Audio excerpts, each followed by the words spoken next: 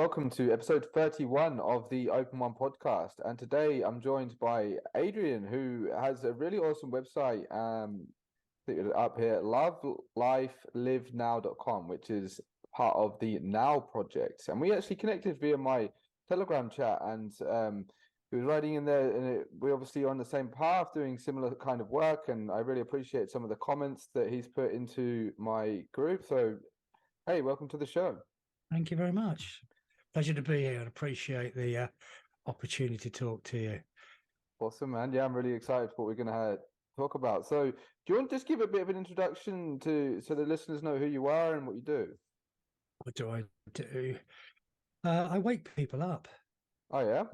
It's basically what I do.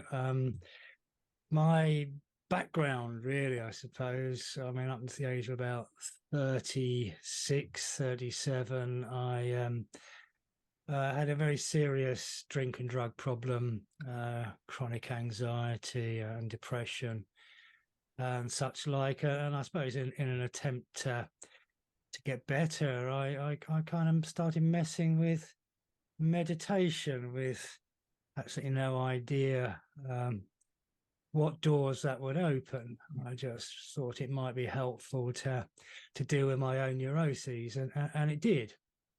It did. And I can remember quite vividly the moment it happened, where I was sitting under a tree meditating, and I suddenly realized that I'd stopped thinking, and my mind was completely quiet, and I just got out of my head without a drink.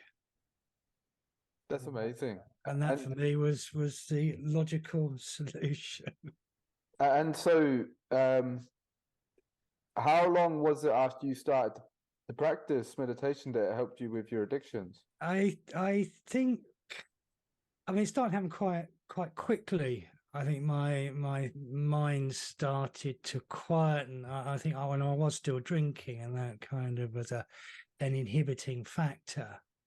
But gradually, I suppose I was reducing, and I was becoming less anxious. And I don't think I really appreciated what was going on until that moment, where I realized that I could escape the torment of my mind without chemical assistance. And that was the cure.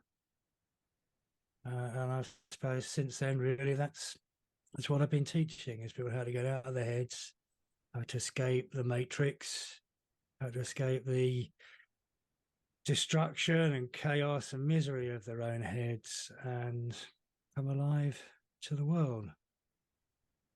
Wake up from the dream.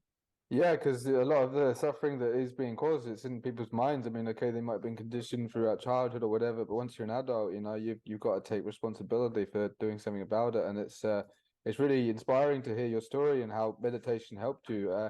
What technique specifically was you practicing? At the time, I was doing a very strange meditation practice, which I wouldn't encourage anybody to follow, because I know I discovered it was a bit of a cult. But it was something called Sahaj Yoga, and it was basically a chakra meditation with some interesting twists on it. And the story behind was, if you practice this and did certain other rituals, then you would experience Satori, and believe me, it worked.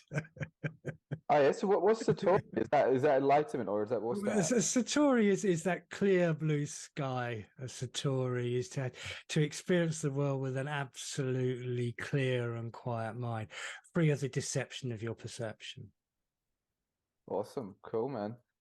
And so, when was like the transition between working on yourself and getting the clear mind and that helping you with your addictions to starting the Now project? Well, I found myself by one of these sort of synchronistic situations that happen when you're flowing, working in a community drugs team with addicts.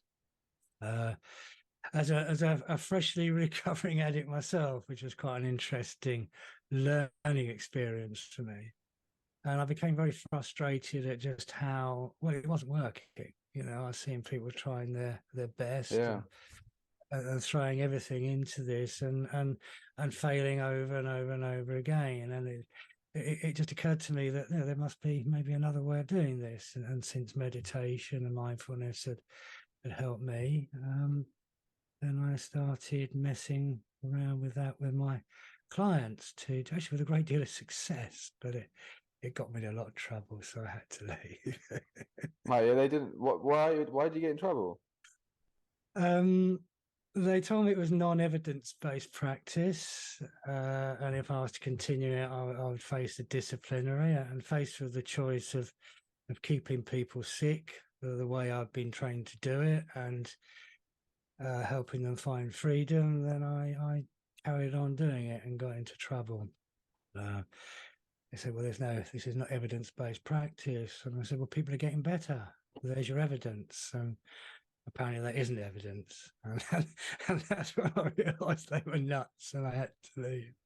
And I suppose since then, really, it's been the most incredible synchronistic journey. I was lucky that the word had got out about my work with addiction, and I started to get calls from people to work with their addictive behaviours, and so from 2003, I think probably the first person in the UK to use mindfulness as a treatment for addiction. Um, 2010, when I had my little office in Bishopsgate, in the heart of the city, one of my clients said to me, "Look, you need to offer this to more people." So I started running little classes in the basement of my office, and they sort of snowballed and grew. And then one year I was doing 3 classes a week in London and running retreats, and it just kind of evolved quite organically. And there's quite a few of us now that are breaking through the matrix with mindfulness. And there's a real thriving little community. We've got a little Telegram group, and there's a really great bunch of people who are supporting each other through this shift. That's awesome, man. And so would you say it was 2010 when you started the Now project specifically, or is that just Well, it didn't have a name for 2 years, okay? but that's when I started doing the classes and the retreats in 2010. So it's like 13 years now. And is that Telegram group, is that private? I can't see that on the site. I will send you a link at some Oh wait, I point. think I got it. You got it? Aha. Yeah, Yeah, I'll definitely check that out. That's awesome, man. that's a nice little group, and there's some wicked people on there who are all on this journey. You know, I mean, I think the awakening to the darkness in the world that came to me much later, about 5-6 years later. I think the Iraq War woke me up a bit. Yeah. And then I think really it was probably the financial crash of 2008. Suddenly I started to think, well, hang on a minute, this ain't right. What's going on here? And I think up until that point, I'd never been able to reconcile this idea of a sort of spiritual awakening and awakening to the global conspiracy. I couldn't seem to recognize the two, but actually, of course, they are both the same thing, aren't they? That as you awaken beyond your own insanity, you start to see very clearly how things work and how we're manipulated and controlled. So for me, that's one and the same process. With the whole COVID madness, it did kind of set my activist work more into the forefront. So I sort of call myself a mindfulness teacher and a spiritual activist, because I think all meditation and mindfulness teachers are the very core spiritual activists. You can't do that in your authenticity without being so. I love that. Yeah. And if I was to relate to my own journey, I woke up politically first, and then it wasn't very long after before I had my own spiritual sort of rebirth awakening too. And I think it's incredibly important for people in this awakening to incorporate both, because I've seen what can happen to people when they just sort of politically awaken, see all of the darkness in the world and sort of get stuck there. And that's all they focus on. And it can be a very sort of doom mindset, very black pilled is the term, and a lot of negativity. Because if you don't have that spiritual foundation and belief system and practice to sort of balance out the negativity, I think it can be quite dangerous. And then you look at some of how the dark side of activism. Activism is very important in many ways, but then there are some people that get in this who who haven't done the work on the inside, and it's all on the focus on the outside. So I think, yeah, it's very important to have the combination of the two. I think ultimately one is a reflection of the other. Yeah. The world that we create, that we bring into being, is an outer expression of our own vibrational field. And if we're operating from a place of fear, or a place of lack, or a place of wanting, or shortage, that's what we bring into the world. We become part of the problem. We're being manipulated just as surely as those who buy into the story. Yes, yes. And so you said your activist self did get activated again during the COVID madness, and same here, brother. And it was quite a journey. So, did you make it to any of the big protests in London or? Yes, I was actually on the second one. I Nice. missed the first one. I was on the second one where there's just a few hundred of us. But I attended many of them in the end, and thoroughly enjoyed them. And I started distributing the light paper, and I met a lot of people. And actually, I had a great COVID. I didn't get. Same, really, actually. I didn't get too bogged down. Well, I couldn't work. The bastard just shut down my business and destroyed my livelihood. So that left me with plenty of free time, and I threw my energy into activism. And actually had a blast. I met some really amazing people on the same wavelength. I don't think I've had so much fun in decades. I love that, man. Awesome. And so we was talking a little bit about how we're seeing this, or you said you're seeing this shift in your retreats that you're running, and you're seeing more men in proportion to women starting to join these retreats. And I was wondering, why do you think that's happening? I think there's a general shift in the vibration. I mean, I'd say I don't call it COVID. I call it the madness. All right, but pre-madness, when that psychosis grips humanity. Before that happened, I was running quite large retreats, 40, 50 people, and doing them quite regularly, and I spent half the time just trying to hold people in a state of quality of attention. It was really challenging. And a lot of the people, there's a lot of mental noise, and they were quite easily distracted, and wanted to get into intellectual explorations when I'm trying to take them into a place of no mind. It was quite hard work. Since the madness, I mean, I know the retreats are slightly smaller at this venue, but they're just waking up. I'm seeing absolute beginners, the most unlikely people, straight off the building site. Wow. The most unlikely people come in, sit down, and bang, they're there. And without any teaching, without any technique, they're just coming into that energy, and it's happening. Which brings certain other complications, but we can deal with those. Yeah, that's what I was going to ask. Like, what is it like for these people that are complete beginners, and they've had, like you say, they're just coming off the building site. They've been in a very masculine environment with very little mention of anything to relate it to spirituality or meditation. What's it like? I don't generally get people at the beginning of their journey. Okay, yeah. I think if you are still very locked in that egoic state of consciousness, what I do wouldn't appeal. And I do very occasionally, although it really doesn't happen very often. There are people that come that aren't at that level. They've actually been sent, or someone told them they need to be there. It's like some kind of coercion, and they very rarely stay the course. They can't stay in that that energetic field. If they can stay the course, I can be very surprised sometimes. Very often they'll break through, and I have had people that I thought didn't get it at all, that I've come in contact some months later, they've come back who actually did break through. So I don't know whether I'm right or wrong, but what I'm sensing is that, yeah, there's a readiness in people to break free. Oh yeah, so that's what I was going to ask. When you say breakthrough, what do you mean by that?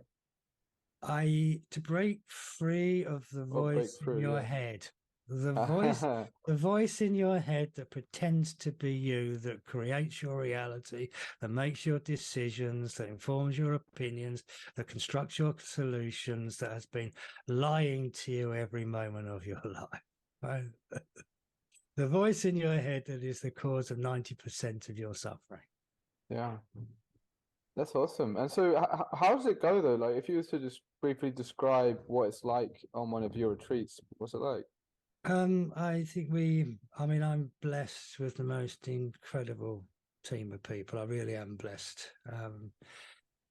So the people that support me in that work, or don't support me in that work, no, they're contributing just as much as I am. Really, they who we work together on those retreats are able to hold an extremely high degree of mindfulness, and when they do that, they project an energy. People feel that, they feel calm around them, they feel peaceful around them, they forget their problems, and they drop into that space. So that's the first thing, is to cultivate that energy. And no, I'm absolutely blessed to have great people with me who are able to do that. So the first day is put people at ease, and then we go on a bit of a journey. Well, these are fun weekends. It's not serious, because it's about creating an abundant energy, a fun and enjoyment and excitement. That's what we're aiming to project into the world. Well, we'll start off breaking the spell, and we'll explore how you create some quiet space in your mind. How you can. Would it be helpful to do that now? Yeah, go on then. Let's do Yeah. that for a minute. Sure. I think this is interesting. What I'm trying to do is explain to you something that I can't explain, because the state of mind I'm pointing you towards is silent. There's no thoughts. I like this. This is new. Yeah. Never done this on the show before. Let's go. Right. So here, what I want to do. Right, you're not old enough to remember Tommy Cooper, are you? Nah, don't know who that is. Well, some of Someone your will know. anyway. It's not like that. It's just like that. Put your hands out, just like that. Humour me. And the Buddha taught this meditation. He didn't call it the Tommy Cooper meditation. Now close your eyes. And what I want you to do is to, perhaps everybody could try this. Just put your hands out, close your eyes, and gently just feel inside your hands. Just sense inside your hands. Can you feel a kind of tingling feeling in your fingers? Yes, yes. Yeah, lovely. Now keep your eyes closed and put your hands down, but keep your eyes closed and hold on to that tingling feeling. Hold your attention there. Hold your attention, that tingling, and now open your eyes. You're absolutely alert, absolutely alive. There's not a thought in your head. Love that, man. That's cool. Yeah, yeah. I hope everybody else did that as well, and they're feeling the peace. Well, beyond that, once you can create that quiet space in your mind, that opens up enormous possibilities. Yeah. So that's Go on, what possibilities are they? Quickly. well, first of all, what it allows you to do is to observe your thoughts. Right? Because there's a point there where you're completely alert and completely alive. Yeah. But you weren't thinking. The voices in your head stopped. Am I right? Yes. Which means you cannot be those voices in your head. Those thoughts in your head are not you. They can't be, because you're still here and the voice is stopped. Now that is breaking free from the spell. Once you realize that, you can't go back. That separation's occurred. And from here, you can start to observe the dysfunction of your own mind. See your own madness. Right? See how you create your own suffering. Yeah. 90% of our emotional pain is not caused by actually what is happening here and now. Is caused by the thoughts in your head. Yeah, yeah. Yeah. So be able to stand back and observe that gives you choice. Is this thought helpful to me, or is it not? Or is it even my thought? That's a good one. Yeah, I like that, eh? Is it someone else's fault that's been sort of imprinted in there somewhere else? Well, if anything like, well, I'm sure you felt the same when this whole COVID madness thing kicked off, right? I'm looking around me, right? Because I live in the present moment, I live in reality, right? And I'm seeing a beautiful day, right? I'm seeing the birds singing and nature. There's not a lot of people about, but I'm not hearing ambulances, right? I'm not seeing people dropping dead in the street, right? What I'm experiencing through my experience of the present moment is not what I'm being told is happening.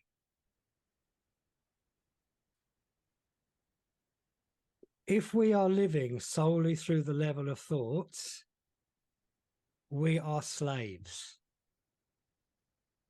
because those opinions, those beliefs, those ideas, that very perception of reality has been given to us.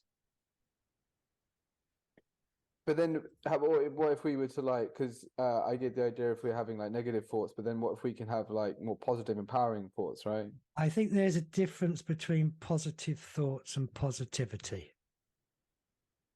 Go on, then unpack that. Well, a positive thought contains an energy of lack.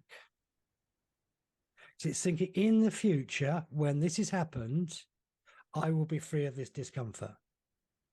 So I'm not complete and whole right now. I'm not abundant. I need this to happen.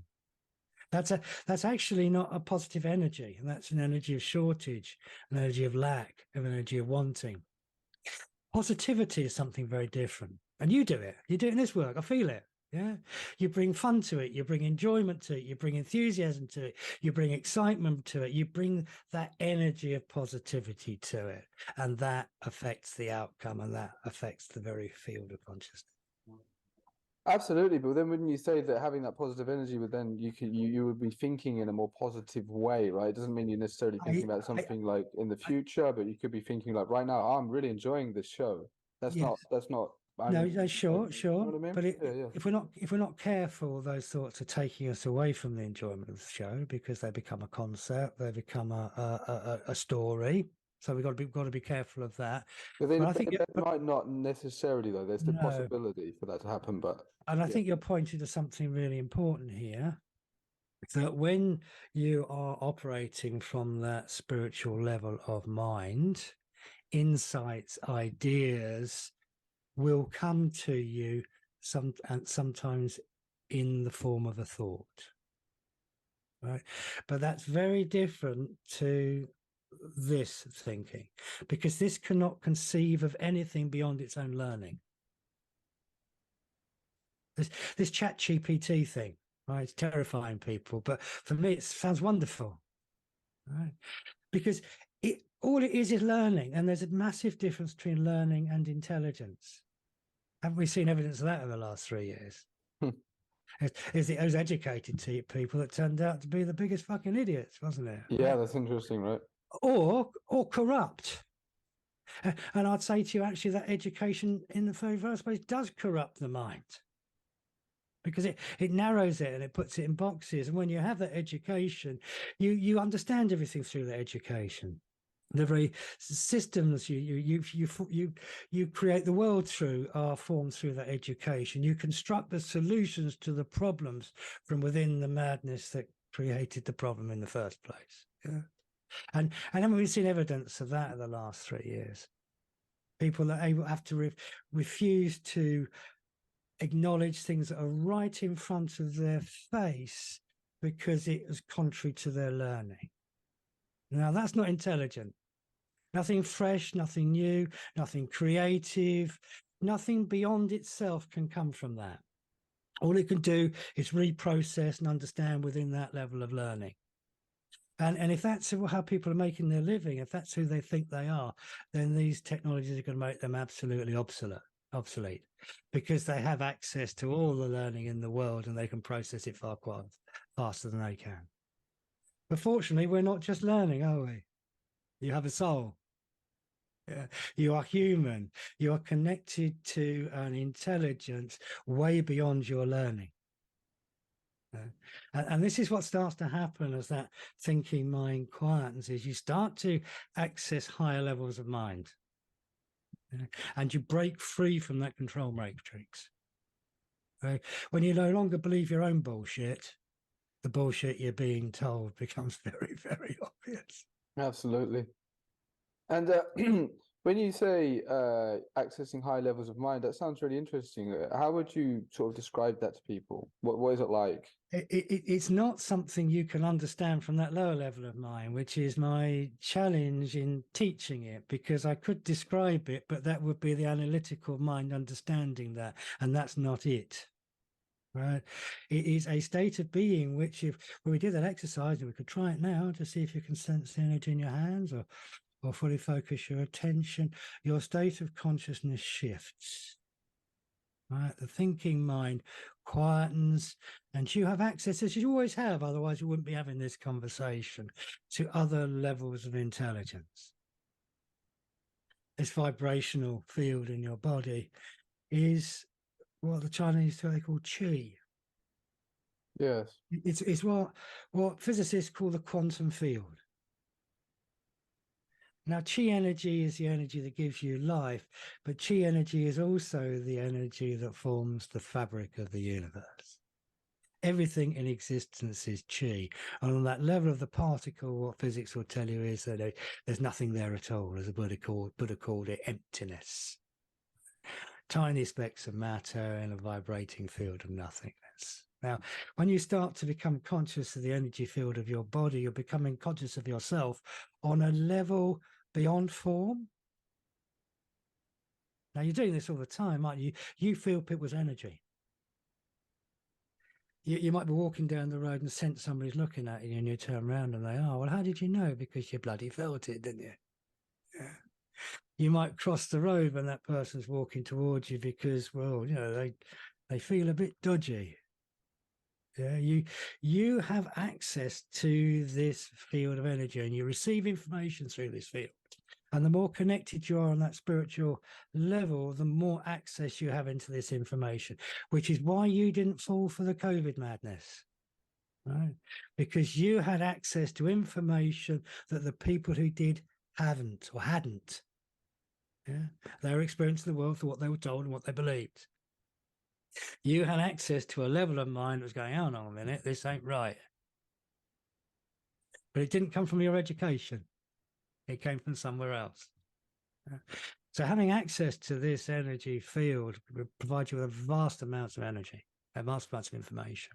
You can sense people, you can read their mood, you do it all the time, don't you? Feel connected to people. Why are we having this conversation?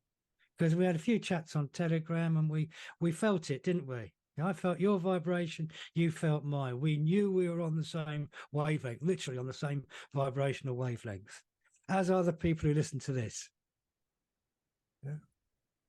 That was really well put. I've obviously during all of the madness, we've been talking with people like, what actually is it? Why are some people not getting it, and some people have realized that this is, bullshit. And that was a really nice way to put it. That it is sort of due to this sort of spiritual higher mind connection. I really quite like that as a description. And that certainly fits with my own experience. The people I've met in this movement are the most spiritually awake people I know. Yeah, man. That says it right from the beginning. There is a deep spiritual core to this. We have information from somewhere else. Yeah. The politicians can lie. They can, and they're very good at it. They can manipulate their body language. They're very good at presenting a picture and information. But what they can't hide is that vibration. Right. Tell me you could look at Tony Blair or Matt Hancock with you out your stomach go, "Ugh." Yeah, man. Yeah, that is a intelligent response. You're picking up on something from that. You can tell that they're lying. You know. How do you know? Because you're feeling their vibrational intention. So having access to that information is incredibly important. It makes you very powerful in the world. Yeah?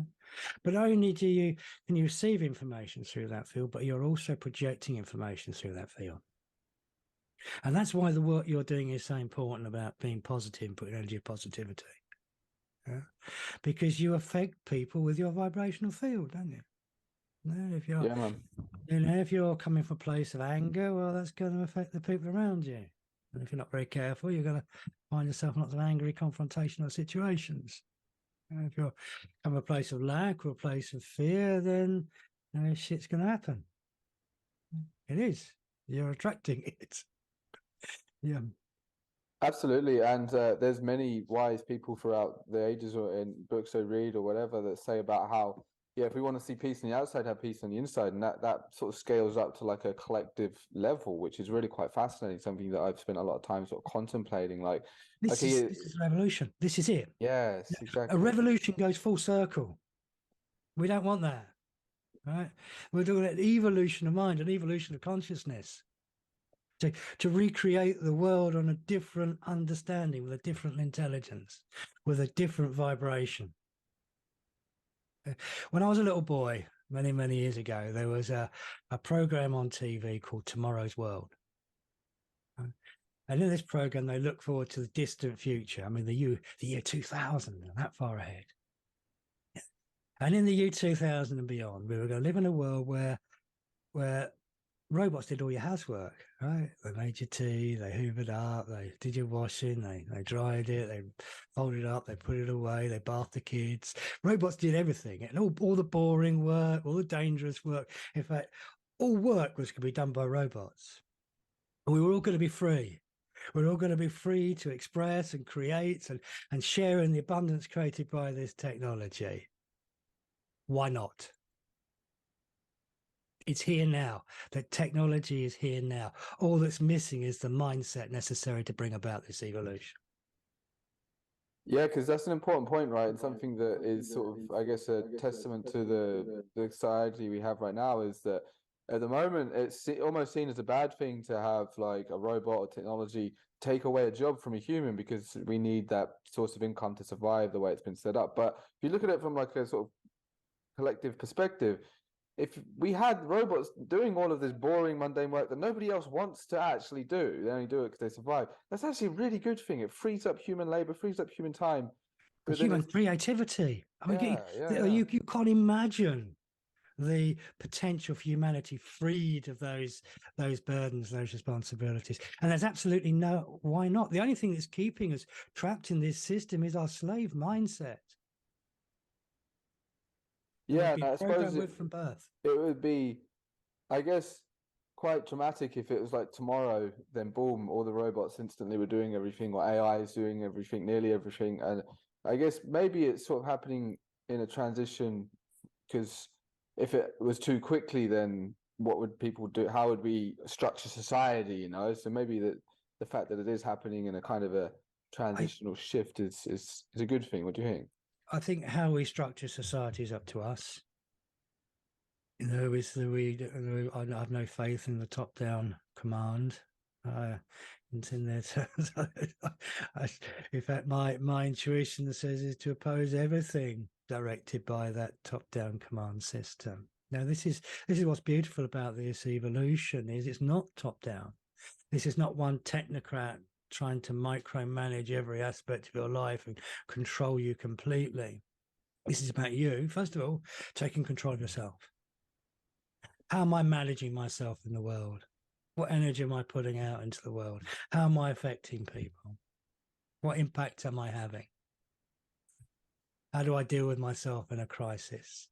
And then it spreads out to the people we know, doesn't it? Our friends, our family, and such like. And gradually we infect the whole world. It starts an individual and it comes out. And that's the natural way.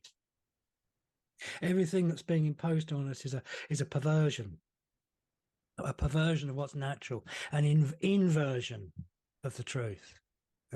And really, all we have to do is just turn the pyramid the right way up, really. Yeah, man. And it's happening, eh? It's happening. Like It you're is saying, happening. you're seeing this shift in your work and more men coming to this sort of way of being, way of life. And I'm seeing it too. And I think it's really amazing, man, to be actually living through this. It's just, I don't know how long it's going to take. What do you think? Do you think you see it in our lifetime? Like I within, think I'll see it in my lifetime when I'm a good yeah? deal older than you. Wow, that's inspiring, man. And that's why we're here, Yeah. why we're doing this work. It's why we've been called to this time, because it's people like you who have an incredible power. Not just in words and what you're talking about, but what you're projecting energetically. that affects a lot of people, and that affects others, and that's how this shift happens. I'm glad to be here. So just to bring it back to a bit about your now project, I'm wondering like what's been some of the biggest challenges of setting all of this up and being in this line of work? um, biggest challenge. I think for me, I'm running a business. I've never had any interest in running a business. That's not why I do this. So the systems force you into that. That all I want to do is my work. I just want to be left alone and get on with it. Yeah, But we're forced into these little boxes that I struggle with, and I don't do very well.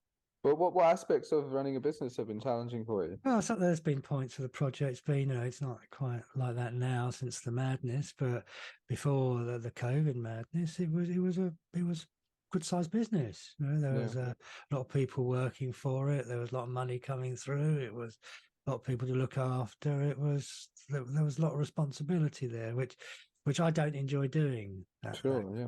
You know, I want to be free to do my work. So I think that's the biggest challenge. Uh, is finding the balance. Yeah, man. And so that's interesting though. Even like now, you still haven't seen like a resurgence, or have you deliberately kept it a bit smaller? Um, I mean, I've learned a lot from getting it wrong, and it did become a bit of a monster. Yeah, right. Uh, I was doing a lot of corporate work, which I don't enjoy doing. I really don't enjoy doing, which was taking a lot of energy out of me, and the retreats were getting too big. There's a lot of people to look after. I would do it differently now. It is growing. Hmm. I mean, our retreats are booked months in advance. And classes, I do running classes in London too, which aren't quite so busy since COVID. But there's it's kind of come back in a more sensible way. It is starting to come back in a more sensible way, and a big part of that is having the people, you know, that they're able to do this, and they're very rare. People are able to work in an environment like that and hold that quality of presence for an extended period of time without it turning them inside out. There's not many of them around. Yeah, man. And Uh, so what size is your team when you do these retreats? There's myself, Steve, I mean, he's just amazing, Steve. And his ego is going to hate me saying this, and if he's watching this, I can sense it cringing, right? Yeah, because he's got no idea how good he is, right? And he would reject any compliment or any suggestion the otherwise. But he came on my retreats about 8, 9 years ago. Again, suffering from addictions, horrible problems with addictions, and in that weekend had a bit of an epiphany, a bit of awakening, and then subsequently he came back on 7 or 8 others, and this became his journey of recovery. He did a lot of traveling, spent a couple of years in India on ashrams and studying meditation with various gurus and things, and learned some amazing stuff. And in the process, collected this most incredible collection of singing bowls and gongs, which is Nice. he's still an addict, you see. So he's just one more. Yeah. But so so he teaches meditation, and he does sort of gong bars and that kind of thing, which people very much enjoy. We've got Simon. He's very often he comes and helps out. Who he's very politically awake, also very spiritually awake. He teaches meditation. He's a really good support, really good energy to be around. My old lady Chris, he's just lovely and just makes everybody feel welcome, and she just mothers everybody and just makes everyone feel safe and looked after, and that's it really. It's a small team, Yeah, but they're a really amazing bunch. that's awesome, man. And so I guess we covered the greatest challenges that you faced. What would be like the greatest success that you've had, or the most powerful experience, or yeah, what would be the opposite?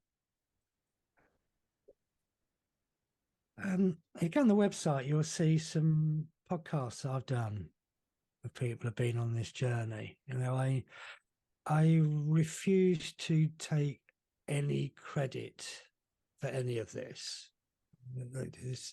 This happens when I'm absent.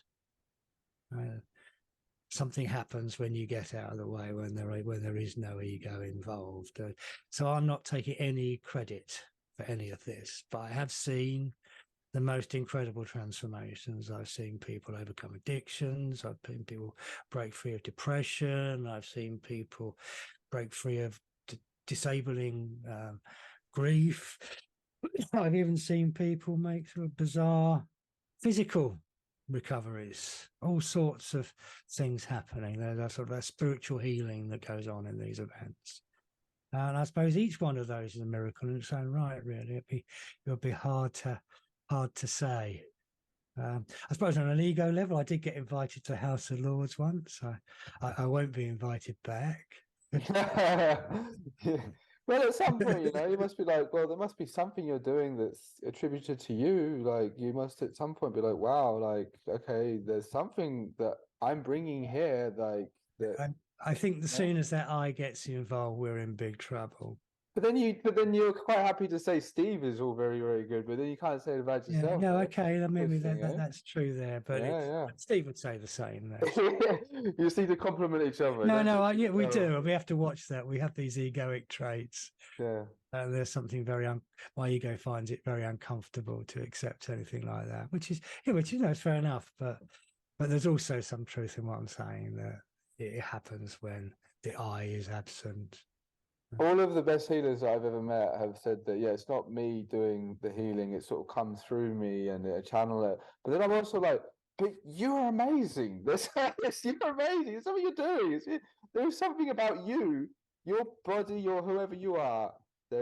You've got to be very careful with that, and I have fallen into that trap on more than one occasion. When you're doing this kind of work with people, and it is having this profound effect on people, they think you're someone. Yeah. And as soon as I believe that, I'm in big trouble. But why? Why do you think so? Because I've lost what I have. But how is acknowledging like that you are perhaps you are doing good work? How does that like? Well, I am doing good work, but I don't take responsibility for the outcome of that work. Okay, I can see where you're coming from with that. Yeah. So you acknowledge that you are doing good work, so then you must have something to do the good work, but the outcome.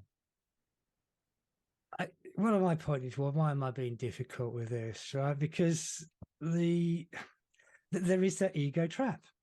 But this is interesting as well, because it's like I get the idea of why the ego gets such a bashing because it gets programmed negatively and all of that. But I've often questioned this, is the idea to like completely remove the ego or just like train it effectively? So it's like it's the ego training itself, and you can get very, very lost that way.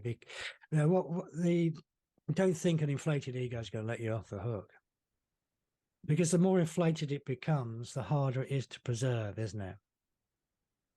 But it's like I guess inflating it, but or like training it like an animal, just getting it in line, in order. Like, okay. What I mean by ego is identification with thought, right? So, as what I'd say to you is that you can use your thoughts, that your education, your intellectual mind is a very powerful and useful tool when it is being operated by an intelligence beyond itself. That's well put. I like that. Yeah. And when it doesn't throw it out completely, it's like it's a tool for you to use. But what has happened is the tool has possessed people. Yes. And I don't use that term lightly. Yeah. Yeah, brother. Cool. All right. I'll show you my greatest accomplishment here. Go for it. This. No. So you know what that is? What is that? Before I make a funny joke. Lightsaber. Police baton. Okay. No, I didn't steal it. Uh-huh. It was given to me. I'll tell you a little story about the power of this energy that I'm talking about. November 2020, that big protest. I don't know whether you were there.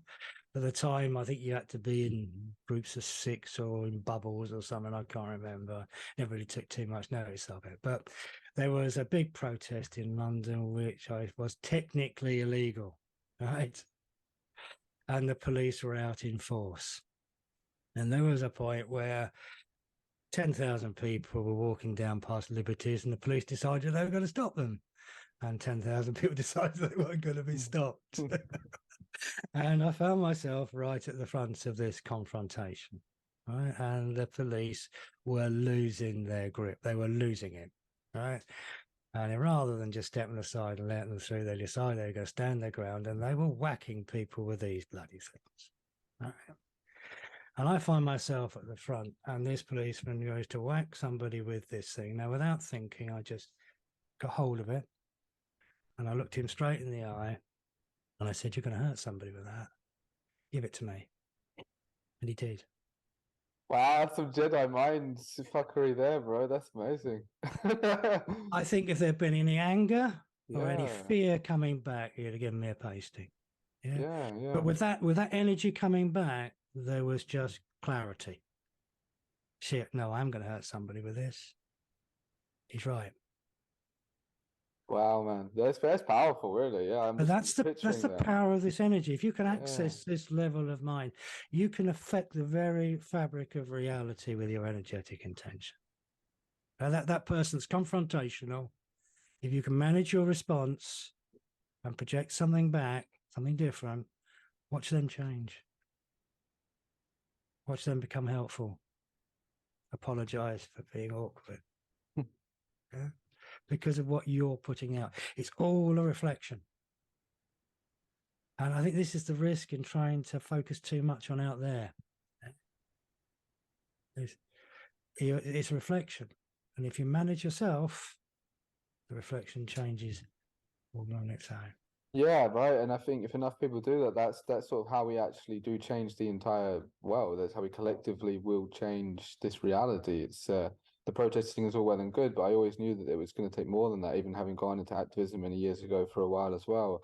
And then when it reactivated and being a part of, leading the protesters or whatever, I was like, this is good, but we're going to need more. This is just like part of the battle, so to speak. It So, was, but weren't yeah. they fun? Oh, the vibe was incredible, Wasn't man. it? Wow. Wasn't that a great energy? Yeah, and everyone's roaring down the streets Yeah. of London. It was just That electric. fantastic vibration put out by those. Yeah, man. That I'm they glad you were. see that side, yeah, because a lot of people wouldn't see that. They might enjoy the Oh, protest or, but oh, I had a blast. Loved yeah, every man, second of it. awesome. Yeah. Wow, this has been really amazing to chat to you. I've really enjoyed this show. Is there anything more you'd like to share with the people as I got you here? I know. I don't know. Where's your work going? What do you see your role doing? So I'm going to keep doing what I'm doing, I guess. I will obviously keep doing this show. It's really fun. It's definitely for the love of it. I'm going to keep working on my site, doing my coaching. I have, but I think that's probably me at my best is when I'm doing coaching. It's the most profound change you can make for someone's life in the shortest period of time. So I guess I'll keep doing that. I also help people with social media. I might go try find some sun. I mean, it's been quite nice actually the past few days, but I'm like, maybe I need to go to a really hot country. But this is me for life, really. I don't see me go. Yeah. This is the most rewarding work that I do, and I think when you're in the flow like that, things happen. yeah, Broadly. absolutely, Do you know, I've never gone hungry. I've never gone hungry doing this. yeah, It's kept me lean, but and creative and imaginative, but I've never gone hungry. And if you're flowing and you're doing God's work, it's you're supported. You're supported. I fully believe that too, brother. Yeah, it's been really, really awesome to chat with you. Thanks so much for giving me this opportunity.